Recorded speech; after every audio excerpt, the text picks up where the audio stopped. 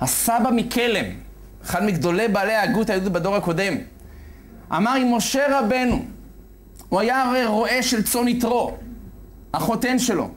אומר הפסוק, וירא השם כי שר לראות.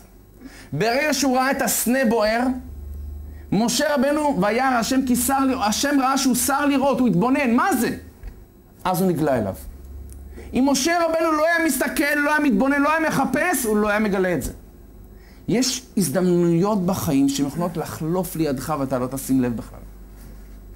אתה צריך לרצות לראות, ואתה צריך להיות מוכן לראות, אבל תכף נראה עד כמה אנחנו לא רואים נכון. עד כמה אנחנו רואים מטושטש. באה בחורה לרב, אמר לו, הרב, יש לי עבירה. אמר לה, מה העבירה? זה אני לא קומע, אבל מה, תשפכי את הלב, מה העבירה? היא אומרת לו, אני בעלת גאווה. אמר לה, למה? אני מסתכלת בראי כל יום, אני מה זה נהנה איך שאני נראית, כאילו? לא, אני אומרת, תראה, איזה יצירה אלוקית, איזה יצירה אלוקית. הרב, זה גאווה או זה רצון השם? אמר לה, הרב, סליחה, אני מסתכל עלייך, אבל לפי זה טעות אופטית, זה לא...